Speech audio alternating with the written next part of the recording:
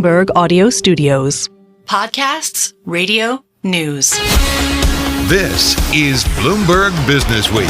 Insight from the reporters and editors who bring you America's most trusted business magazine, plus global business, finance, and tech news. The Bloomberg Businessweek podcast with Carroll, Massar and Tim Stenovec from Bloomberg Radio.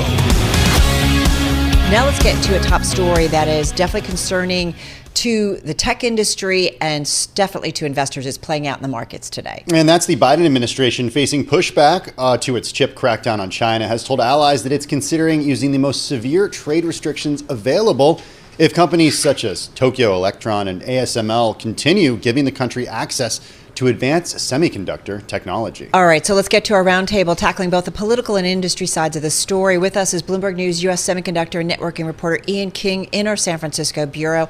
Also with us is Bloomberg News senior editor for technology and strategic industries, Michael Shepard, in our D.C. bureau. Thank you, both of you, for joining us. Michael, to you first. What is FDPR, Foreign Direct Product Rule? Why are we talking about it? Why is the Biden administration considering imposing it now? Well, Carol, I'm glad you asked because we don't often get to talk about this rule in particular. It's rarely invoked, and what it means is that the U.S. government would have the ability under this rule to go after any foreign-made product that contains even the tiniest amount of American origin technology. And the concern here is, and why are they deciding to use such a drastic step? The concern is that China is still, even after 2 years of restrictions on exports of sensitive technology, sensitive chip-making technology to China, those restrictions haven't done enough to curb China's access to the equipment needed to make the fastest and most advanced semiconductors out there.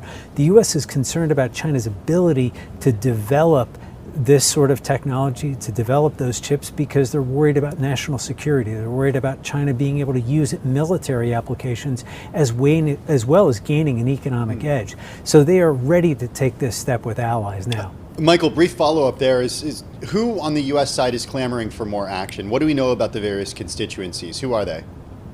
Well, the main constituencies really are inside the U.S. government. This is not something the industry is generally in favor of. You know, these sorts of measures often have ripple effects and they can hurt business.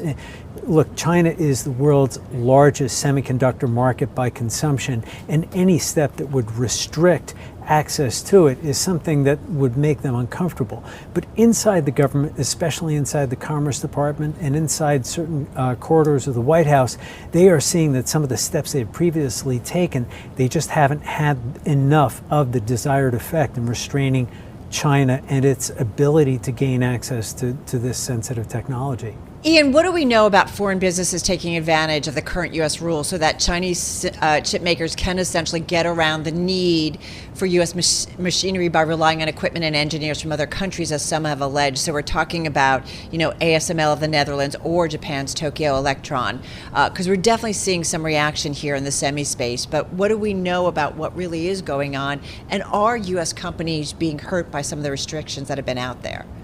Yeah, I mean, this is a case of it really depends on who you speak with. Mm-hmm. If you speak to the U.S. chip equipment industry, they say, look, we've suffered here. We've single-handedly taken the worst of this. We've been locked out of this market, and yet China continues. China continues on the path. These rules haven't made the impact that they were designed to have. Why hasn't that happened? It hasn't happened because our overseas counterparts have continued, not business as usual, but pretty much business as usual in China. So everyone's a loser here, basically, on the US side. That's the argument. That if you talk to the Europeans or the Japanese, they say, no, we've suffered too. What are you talking about? This is, why are you even worrying about this? China is way behind. So there are lots and lots of different opinions and viewpoints on what is going on in China. And the irony is of having locked out the American companies from these Chinese plants, the US has lost its best ability to actually know what is going on inside those plants. Good point. Ian, connect it to what's happening with semiconductors today and the sell-off that we're seeing. It certainly makes sense for a company such as ASML, but at the same time, we see almost every stock in the SOX lower today, and the SOX itself down 5.7%. Why? Yeah, I mean, back to what Mike said, China is the largest market, right? The more tension there is, the more concerns there are. Are we heading to a world where this beautiful, diverse supply chain that's made everybody rich for all of these years comes crashing down, right? And what comes after it? And the answer is a lot of uncertainty. I mean, for example, NVIDIA used to get more than a third of its sales in China. Now it's heading south of 10%. I mean, these are tangible things that have already happened. And what investors are worried about is, are we going to see more of this? So, Michael, let me bring you back in. How likely is it something to be done, actually executed or carried out, if you will, by the Biden administration? And if allies push back, then what? What leverage does the U.S. have, and how far are they likely to go to get what they want or what the country wants or the administration wants? Carol, that's a great question right now, because we're seeing this moment of political turmoil in Washington and across the U.S. with the uncertainty surrounding President Joe Biden's, staying in the presidential race, and the fact that there are only a few months left in this first term. So it is not a great moment of leverage for the administration to try to pull off something like this. U.S. allies, not only with respect to this immediate question, but more broadly, even on issues like Ukraine, are wondering about the staying power of this particular administration and looking ahead to the prospect of a Trump administration. So there is a lot of uncertainty, and that does not give this current government here in Washington a lot of strength, much of an upper hand in being able to twist allies' arms into accepting measures that they otherwise don't want. Hey, Ian, we always ask you to differentiate for us between the many different links in the supply chain when it comes to the various chip companies that we talk about. ASML, a crucial company in the supply chain, but Tokyo Electron, talk a little bit about where that one fits in the supply chain. Yeah, Tokyo Electron is analogous to Applied Materials here in the US. Okay. They make a lot of the equipment that is fundamental to processing wafers, building up those layers of material that then create the semiconductors themselves. And remind everyone about ASML's role as well. ASML is way more specialized. They do something called lithography, which is the business of burning these absolutely tiny lines that create the circuits in these layers of materials. Unbelievable pieces of technology, very specialized, and this company owns the market in that. Without those machines, you cannot make the most advanced chips.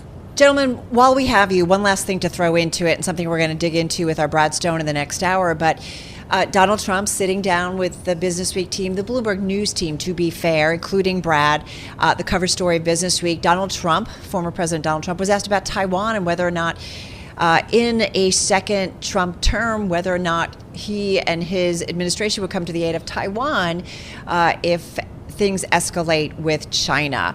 So, Michael, I do wonder, TSMC, first of all, let me actually ask you, Ian, we've talked a million times about TSMC, how important they are to the global semiconductor supply chain.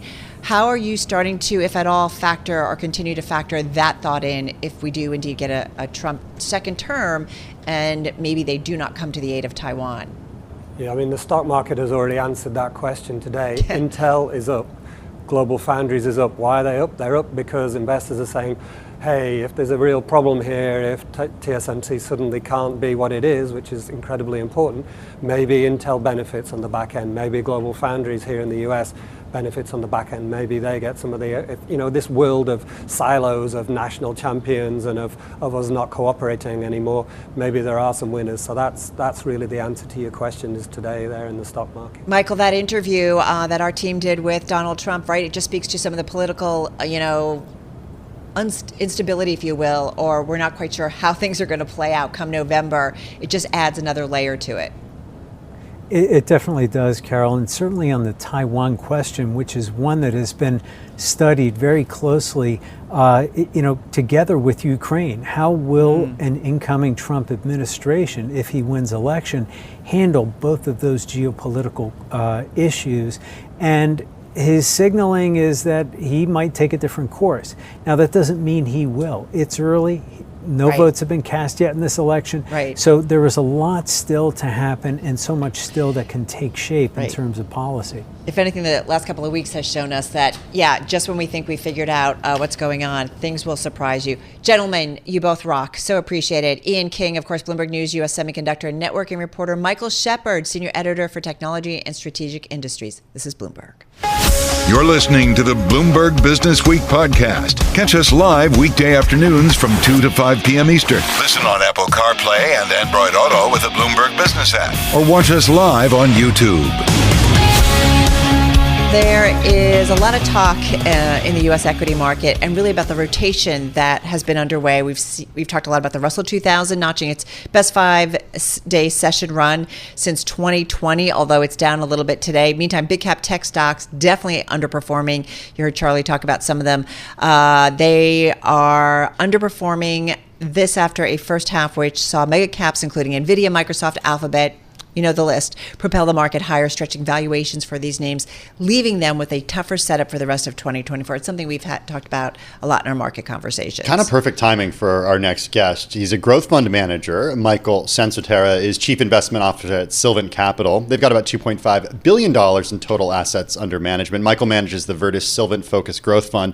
It's got $1.4 billion in AUM. It's outperformed peers over the last 5 years, returning on average annually 20%. The fund up 31% so far year to date, beating just about all peers in the growth group. Michael's joining us here in our studio at Bloomberg HQ. Good to have you with us this afternoon. It's a perfect day to have you, like kind of the worst day in months. How are you feeling? The companies in your portfolio. So, yeah. Thank you. So thanks for joining us. Talk a little bit about how you define growth, because you have NVIDIA, Microsoft, Apple, Amazon, Meta, Alphabet. You pretty much have the Mag 7 in your fund. We do. We define growth a little more broadly than a lot of our peers. We view growth as a condition, not a category. Any company can grow. And the trick is really understanding what fundamental drivers at that company cause it to grow. And when you see those companies where the fundamentals are inflecting positively, those are the kind of stocks we tend to lean toward. That growth condition allows us to look a little more broadly. You're right, we do own lots of these mega cap stocks, which are very secular in nature. But at the same time, we also own cyclical growth as well. And that's helped us not only with performance, but also with risk control. So growth is a little bit of a broader category for us. We fish from a little larger pond, and we look company specific, stock specific, bottoms up fundamental analysis to find those companies. So even though, some of these names like an NVIDIA have had a pretty tremendous run, up about 140%. I'm just kind of looking at some of them. I mean, Apple's up about 19%. That's been a little bit of took a little while to kind of get there. That doesn't really matter because you see the growth trajectory here and the metrics. That's exactly right. That's right. We track for NVIDIA or for Apple those fundamental drivers at the business level. If we're tracking Hopper sales at NVIDIA, if we're looking at Copilot seats and pricing with Microsoft, same with Apple with iPhone units and service revenue, specific to the company. Fundamental bottoms up. It's okay. It's okay when they pull back. In fact, this is healthy for the market. It's good for breadth. Right. And it's not fundamentally driven. We know it's a trade, and we're okay with that. You talk about bottoms up approach. Do you care at all about the macro? We're macro aware, sure. Okay. We've seen a better macro, right? Yeah. We've seen a better after Q1's sort of bounce of inflation higher. We saw Q2's bounce of inflation lower. PCE coming in at a 0.08, which was better than anyone had expected, and that does kick up in the unemployment a little bit. The inflation portion goes down, employment goes up a little bit while that happened, right? You got a little bit of those cross currents, but I think they're both within the Fed's realm, and we recognize that it's still on the margin a tailwind. You've had NVIDIA in the fund since 2019. Correct. You go back and look on a split adjusted basis, it's about $8 a share back then. Depending on when you got in, it could be $4 a share at that point, to $118 a share now. What first attracted you to NVIDIA? Was AI even on your mind, or were you thinking of this in terms of crypto? Were you thinking of it in terms of the graphics? What were you thinking of? Yeah, so at Silvant, we've actually been knowing and using NVIDIA since its inception. It came up public in January 1999. So we owned it in a small cap fund at my previous regime, mid cap funds along the way. So it's changed over time. Those key metrics that drive NVIDIA were originally graphics processors, fighting it out largely driven for the spaces in the hardware of the gaming consoles.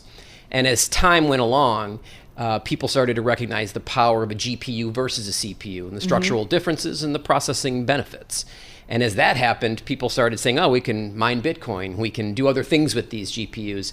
AI climbed into our narrative in 2017. That was our first foray into NVIDIA as an AI stock.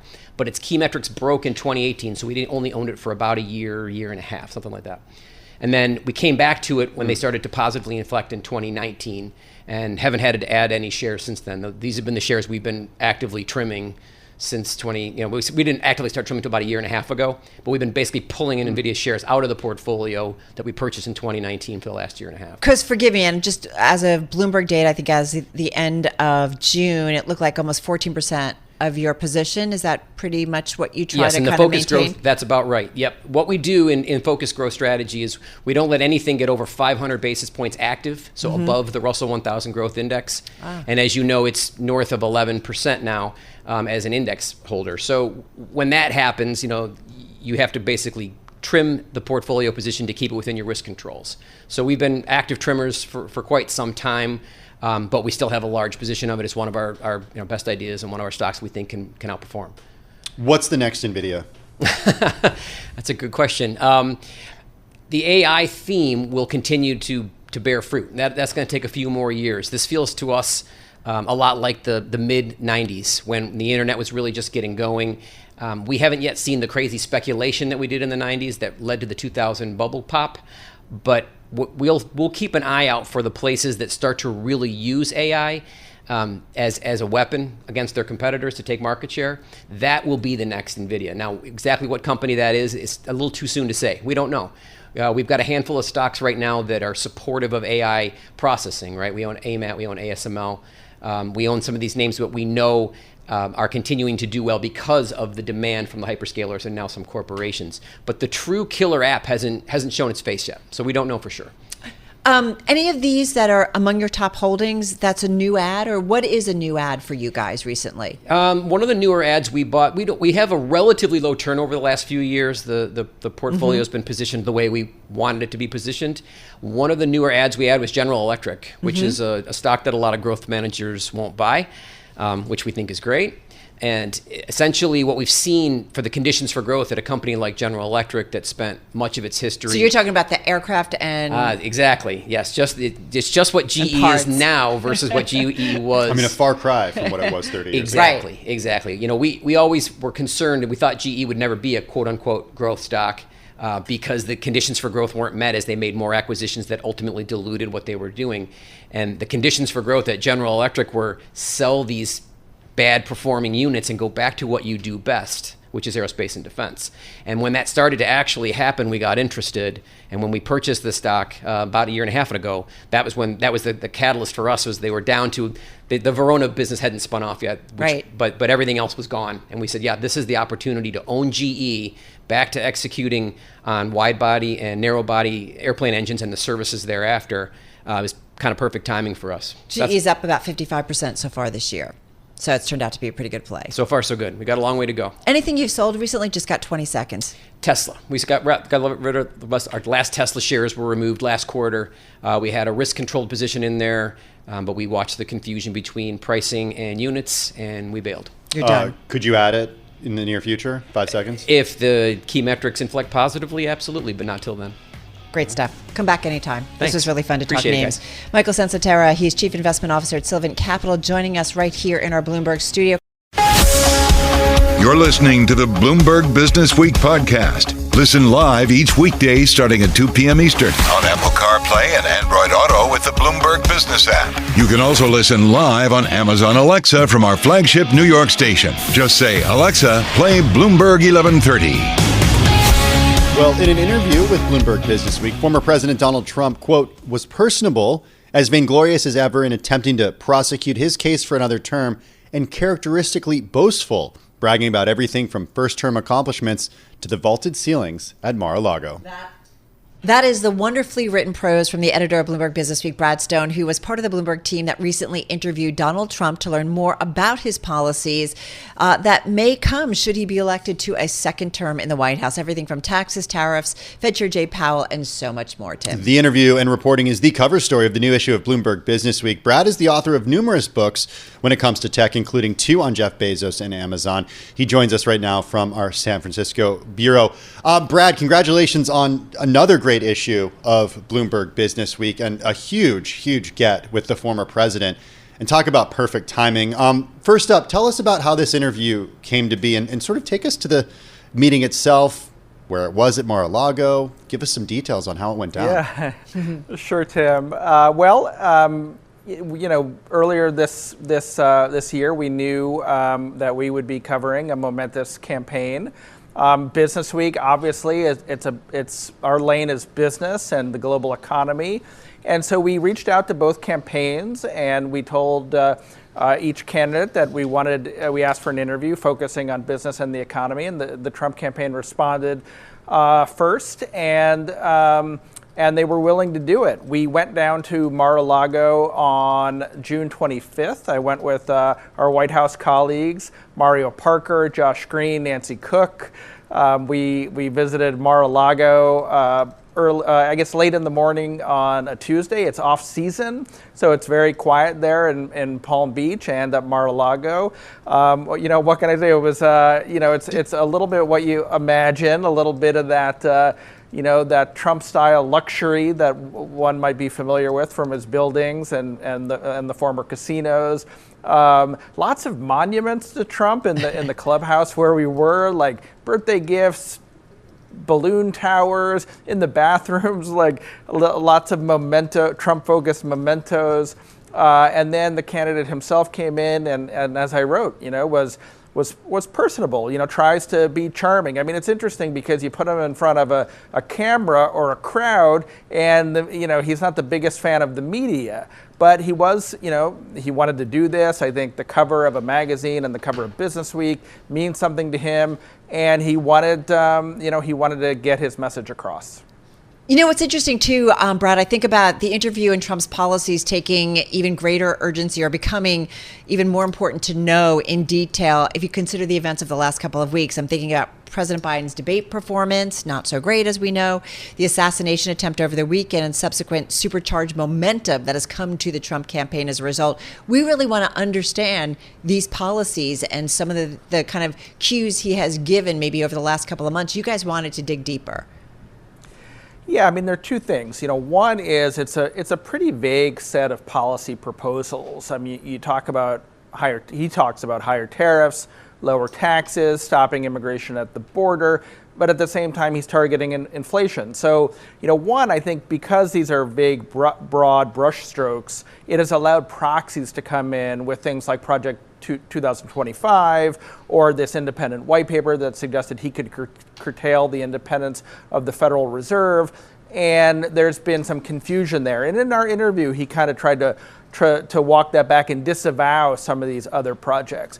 The other thing is that there are some contradictions in his plan. I mean, if you're attacking inflation, then increasing tariffs or shrinking the labor pool through harsher restrictions on immigration is not conventionally the way to do it. And so, we talked to a lot of independent economists in the story that point that out. As for pushing and pressing Trump on that, it was interesting. He kept bringing up William McKinley, the 25th president, a fellow Ohioan, I might add, who's probably most known for he was assassinated early in his second term. But he thinks that people are discounting the wisdom of tariffs, that you could drive not just revenue but tougher negotiations with your partners, and in a sense that he thinks it will all pencil out in the end, even though the campaign does not really talk about how they would account for the increase of the deficit that would come from things like permanently reducing the corporate tax rate. Brad, everything ties back to economics and business, no question, and even foreign policy. And I'm curious about what you learned about his views regarding Taiwan, what he said about Ukraine, and sort of what surprised you about those. Well, I mean, his riff on Taiwan was shocking in the moment and shocking as I reflect on it. I mean, he basically said that Taiwan is a U.S. ally. He said that Taiwan has stolen our chip business, that they should be paying us for protection, that it's thousands of miles away and very close to China, and he called it the apple of Xi's eye. So, probably unsettling for Taiwan partisans.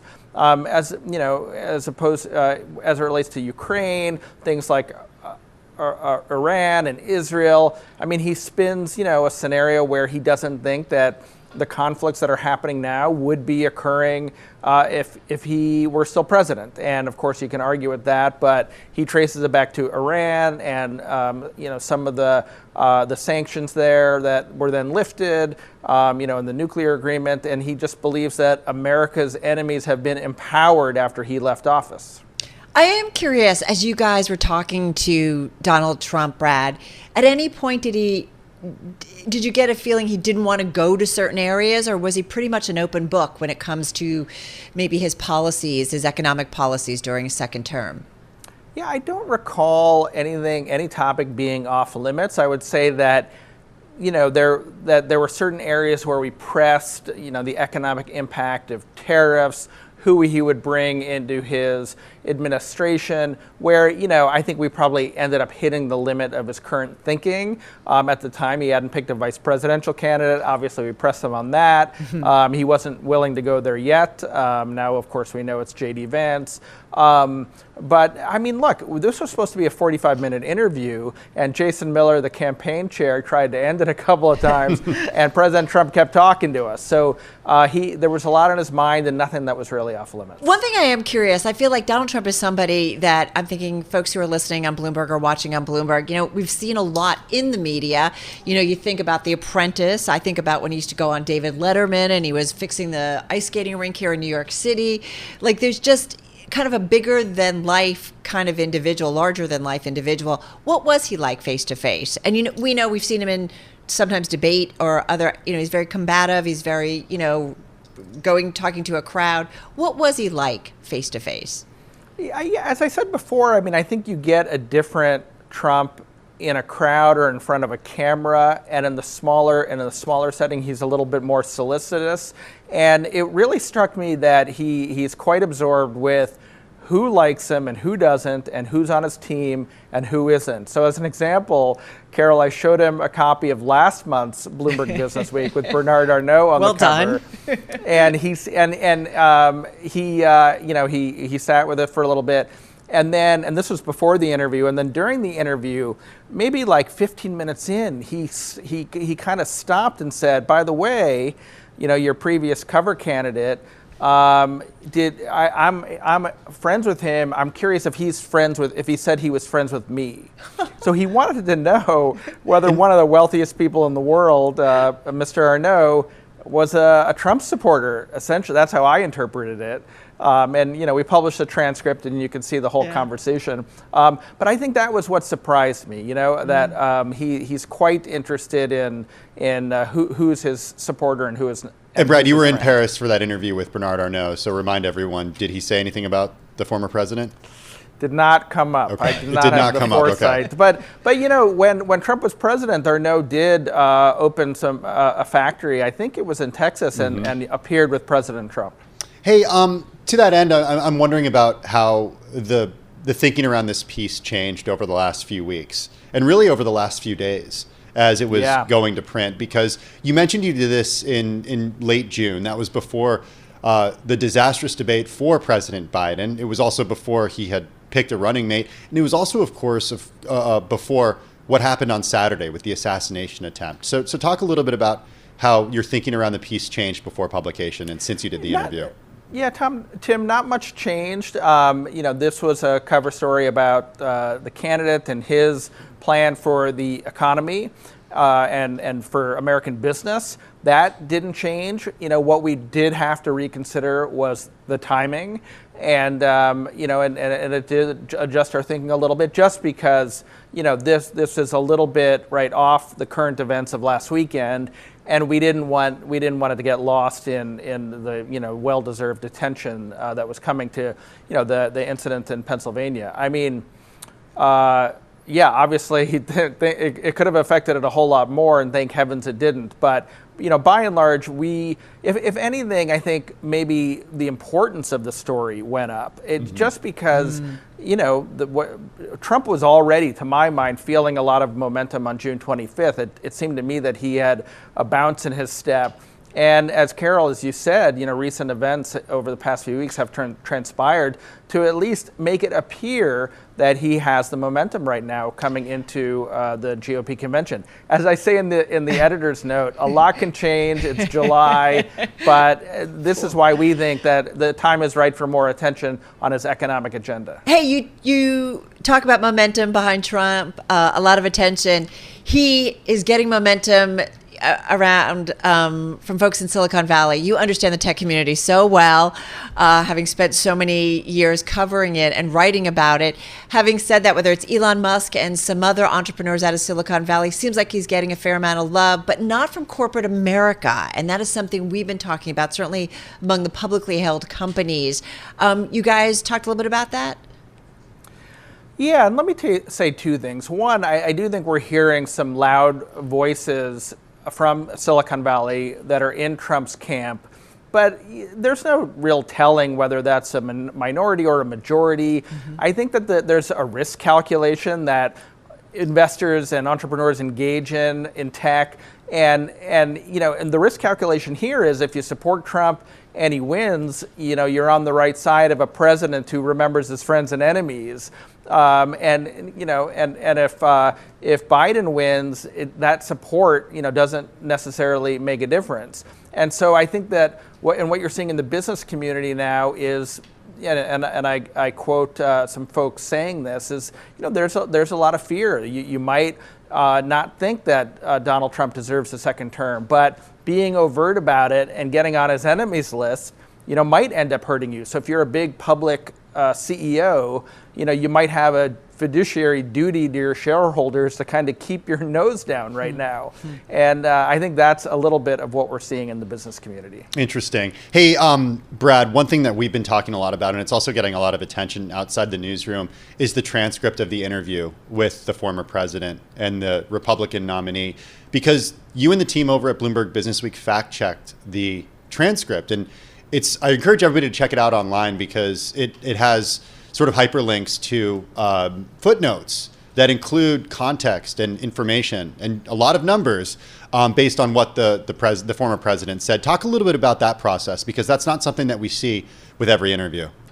No, it's not. And by the way, I think we would do that for other interviews with other presidential candidates too. So it's not anything special or unique for Donald Trump. But look, I mean, this was a 90-minute conversation.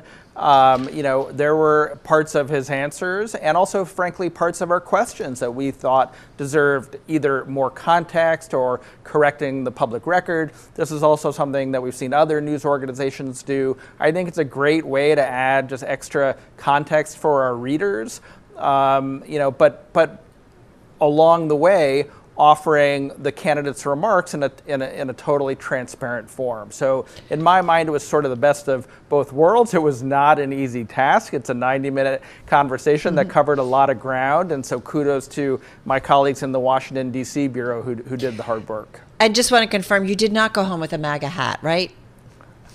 So at the end of the interview, well, just quickly. If I have a minute, okay, quickly. Like 40 seconds. he had his aide, Stephen Miller, go out of the room during the interview to come back with the hat that said Trump was right about everything. And he was crowing about the hat, and as I said, he was bragging about a bunch of things, and he tried to give it to us at the end, and we politely declined. And Coke or Diet Coke? Coke. Yeah, he did go on his riff about thin people not drinking Diet Coke. Okay. All right, Brad Stone, incredible. Your second monthly issue and an incredible cover story. That is, of course, the editor of Bloomberg Businessweek, Brad Stone. Check out the new issue of Bloomberg Businessweek on newsstands. Catch it online and on the Bloomberg. So appreciate it. So many different aspects. Our team has been all over the different pieces of it. You're listening to the Bloomberg Businessweek podcast. Catch us live weekday afternoons from 2 to 5 p.m. Eastern. Listen on Apple CarPlay and Android Auto with the Bloomberg Business app. Or watch us live on YouTube. Well, some economic data. New U.S. home construction picked up in June, though a decline in single-family housing starts to an 8-month low underscored a real estate market challenged by high interest rates. Total housing starts increased 3% to 1.35 million annualized rate last month. That was driven by a 19.6% surge in multifamily construction. That's according to data that we got earlier today. Starts of one-family homes fell for a fourth straight month. Yeah, that's kind of our economic backdrop, right, when it comes to certainly housing and residential housing. Really curious to see what our next guest has to say. Thomas Carroll is founder and CEO at Ballast Rock Private Wealth Management. It is a RIA, having a tough time today, registered investment advisor that focuses on real estate investing. The firm owns more than 2,000 multifamily units in the Sun Belt, valued at around $168 million. And Tom joins us here in the Bloomberg Interactive Broker Studio. I'm just thinking it should be Friday already. Welcome. It is so nice to have you here. Big, broad macro. Tim laying out really well some of the stats that we've had in terms of the housing market. How do you see it? How do you describe the environment? We constantly talk about not enough supply. Absolutely. So there's continued demand, in particular in our area of focus, the Southeast, with the continued domestic net migration towards the Southeast, towards jobs, towards opportunity, towards higher wages. And there's simply not enough supply. So our particular focus at Ballast Rock is renovating in value add older properties, older multifamily homes, 1970s, 80s, 90s, 2000s, and creating attainable housing, attainable for working people. And so we What do you consider working people? So we focus on what's called market rate housing. So we're not using government support per se, but we're looking at households with gross household income of between about 35,000 and 65,000 gross household income. So that's your teachers, that's your first responders, healthcare workers, etc. Is demand what it was back in 2018 when you started the firm? Because we saw during COVID and in the wake of COVID a huge migration there. But we've also heard of, in some of these states where you operate, the numbers starting to come down a little bit and prices starting to come down a little bit. It's an excellent point. And when I think you talk about prices declining, you're probably talking more about acquisition residential real estate rather than rental, because we've seen pretty consistent demand and pretty consistent influx of people on the rental market front. So actually the rental demand continues. Rental incremental supply simply isn't there, especially in small to medium sized markets. So in larger markets like Atlanta, like Charlotte, like Charleston, there arguably has been substantial development. When rates were extremely cheap, it was very easy to build and low cost to build. Now that rates have gone up, it's much more expensive, which is why you're simply seeing far less delivery of houses. But in small to medium-sized markets, which is where we focus, there really was never that incremental supply. And so the demand and supply mismatch creates substantial rent increases over time. Great investment opportunities, right? And in terms of, if you look out, Tom, do you anticipate that there's going to be more supply coming out of the market, or not necessarily? Or how much more supply? Not until we see significant change in rates in particular. Whether we view significant as 50 basis points or 100 basis points. Even though the demand is there. The demand is definitely there, but costs have not actually come down. So there's been disinflation, but there's not been an actual decline in costs per se.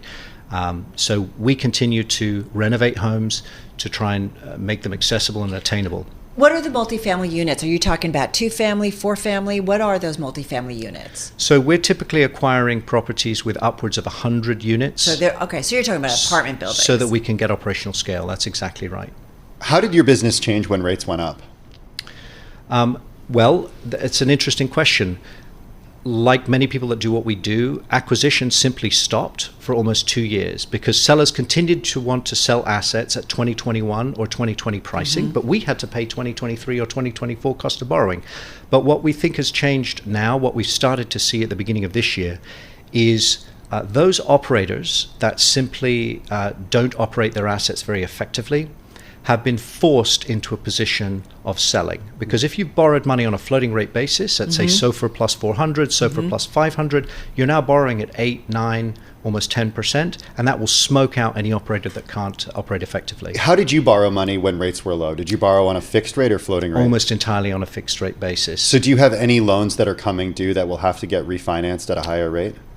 We had one loan that we refied last week, and we have 2 loans that we're refining right now, one of which is being refied next week. So for good operators, actually debt capital markets are wide open. How much of the properties that you're picking up or that you're seeing opportunities, are they distressed properties where owners have to sell pretty quickly because they just can't manage it anymore? We are in the process of acquiring a property that we hope to close on next week, where their debt is coming due and coming due within the next month. And if they weren't to refi, as part of the refi, they were going to have to either recapitalize the asset, so get more equity, or sell. And so they chose to sell. What's the pricing on it, though? In a market where you say there isn't a ton of supply, I'm just curious, what's the pricing for you guys? Well, in that specific case, there was we were able to acquire the asset about 23% cheaper than where they'd initially started to market the asset about a year and change ago. So pretty heavy price decline, wiping out quite a lot of equity returns for them. So when you say Sunbelt, I just want to say, so what Sunbelt properties in total are you guys in? You talk about the Charleston area, Charleston, South Carolina. So our office is based in Charleston, South Carolina, but interestingly, that's not actually a market that we invest in. We invest away from the coast. So we're in the Carolinas, North Carolina, South Carolina, in Georgia. Those are our 3 primary markets. We can also invest by mandate in Tennessee, in Alabama, and in Florida. But everything we do is really within driving distance of our office in Atlanta, our office in Chattanooga, and our office in Charleston. What about when it comes to management? How do you do management? So one of the big differentiators for us is our in-house property management. I think that's our ability to directly influence the implementation of a value-add business plan at every one of our assets is a differentiator. So how should investors think about the number of units you have per manager you hire? I think it's less units per manager and more is the manager's incentives aligned with your incentives as an investor? And by often working with third-party property managers, they are not necessarily fully aligned. They're driven by a percentage of revenue, where our property managers are driven by the total return that's provided to the end investor. So it's quite a different metric. We talk about real estate a lot. Tim and I like it a lot, residential and other. You like real estate and food. It's Those so are a true. couple things we like. With a little bit of alcohol thrown in, that's kind of a perfect show. not? Having said that, we do talk a lot about the Sun Belt, the migration that we've seen, people working from home who still want to work. I've seen it in my family, individuals who can work from home, not retired, some retired, not retired, but it's cheaper taxes, it's a nicer environment. What, in terms of the Bloomberg audience who are listening, might they be surprised about what's going on in the Sun Belt? Is it just that narrative, or is there something else? So certainly it is domestic migration, but it is generally quite tight labor markets that's driving that migration. So it's not just sunnier climes and better taxes. It's actually better opportunities in many cases. The Southeast has had quite rapid wage growth. Yes, admittedly starting from a lower base than, say, California or New York, but the rate of change, the rate of growth of wages has been quite substantial in the Southeast, and that's really what's pulling people. So it's less a push factor, I would say, and more a pull factor. A lot of companies, a lot of building out. And right-to-work states, that's a big factor as well. Have you completed fundraising for the third round? So we are currently capital raising for our third fund. We are in the process of capital raising for that fund. We're having our first close, in fact, next week. Is it more difficult than for Sunbelt Funds 1 and 2? It's a great question, and the answer is yes. It has been a more challenging equity capital raising environment. We're very fortunate that we have a broad investor base, but it has certainly been more challenging than it has been in the years past. I think in part because of a lot of negative press out there about real estate more broadly, so things like office and commercial. not per se anything to do with multifamily. Last question. Is there any office that you are buying in some of these markets that you can retrofit for residential, or that's not a play for you? Definitely outside of our mandate. That's extremely challenging. Repositioning office space really only makes sense in the hyper high value markets like Manhattan, potentially, or the Bay Area. But it's very hard to do in smaller markets. Any sign of recession in terms of your world? Not yet. We had a slight decline in occupancy for the first time in multiple years during the winter, but we had a very strong leasing season, and we're right back at it to where we've been for the last few years during COVID. Very interesting perspective. Tom, thank you. Really appreciate it. Yeah. Tom Carroll, founder and CEO at Ballast Rock Private Wealth. I'm driving in my car. I turn on the radio. How about you let me drive? Oh, no. Who's gonna drive you home? Honey, please, I'll do the driving. Drive on. Excuse me, I want to drive.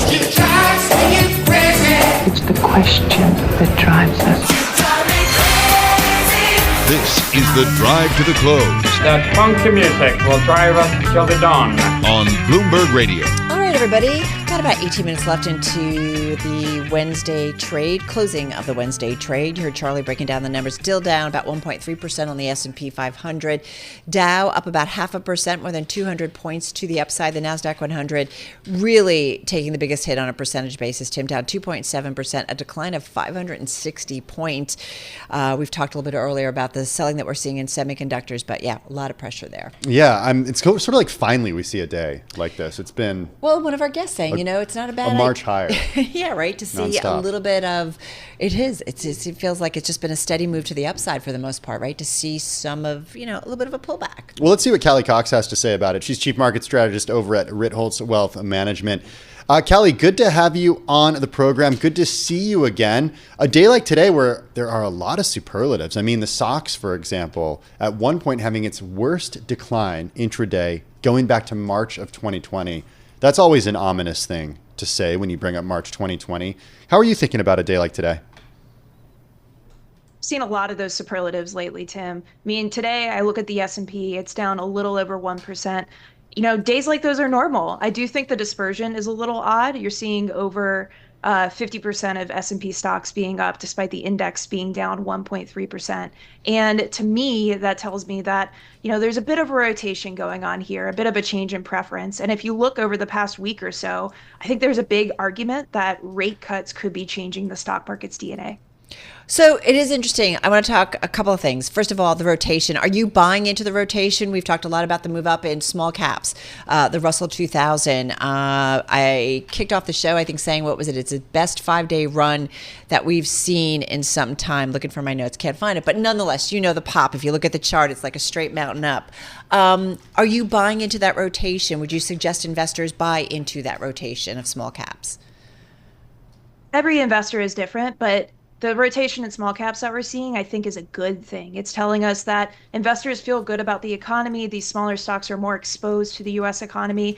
And I think investors are finally seeing the possibility of the Fed taking its foot off the neck of the bull market there. I mean, this was a narrow bull market for almost 2 years. It was big tech versus everything else. And now we're seeing everything else rally and big tech sell off, which is the definition of a rotation here. Until we see economic data that is quite worrying, especially in the job market, I'm not too concerned about the future.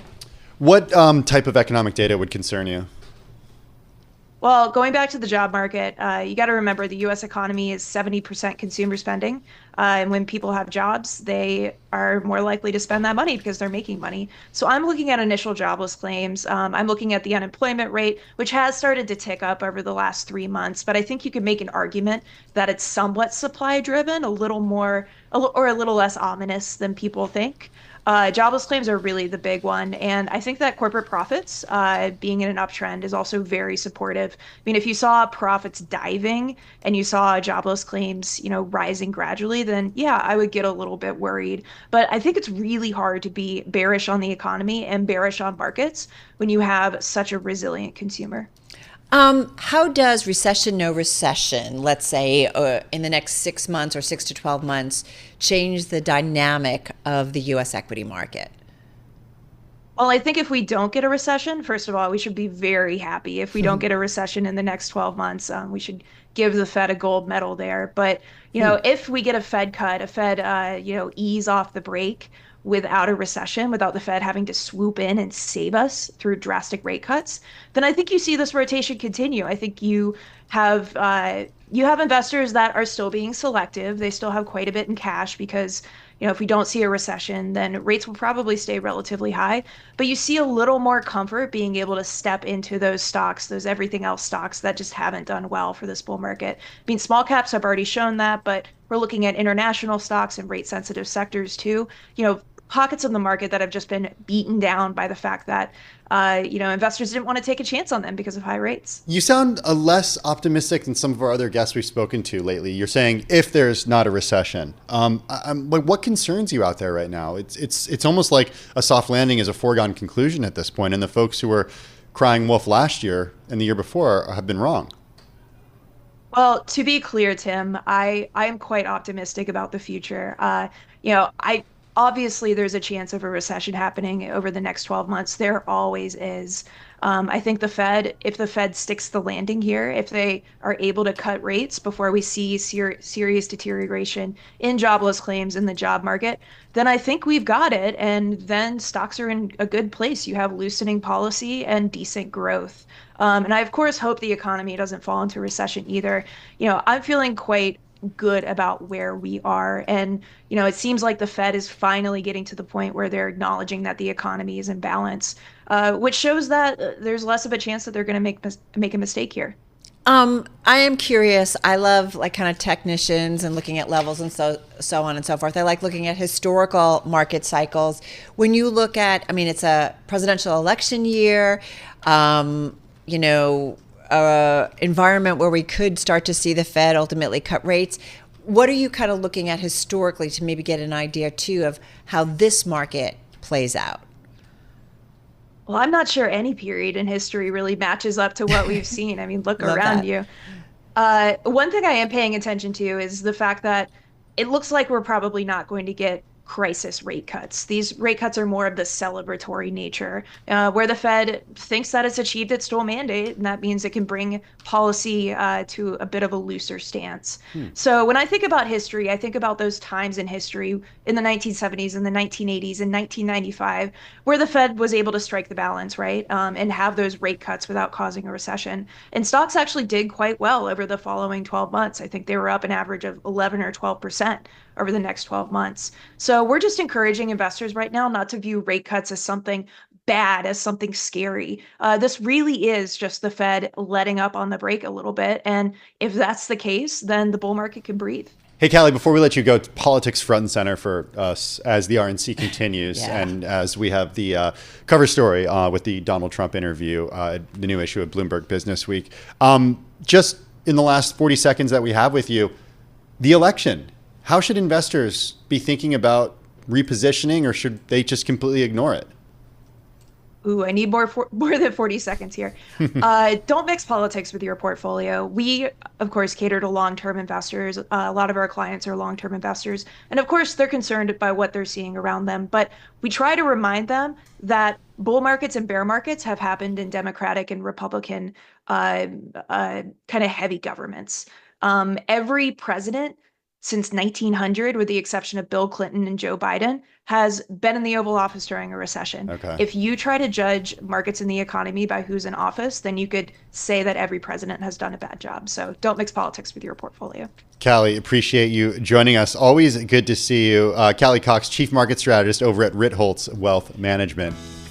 We should point out, too, of course, Barry Ritholtz, the founder of Ritholtz Wealth Management, also host of the Masters in Business broadcast on Bloomberg Radio and also on the podcast feed. So I just wanted to Sometimes he fills in for you, too, when you're gone with me. Sometimes he goes with me. I know. He does a lot. All right, everybody, this is Bloomberg.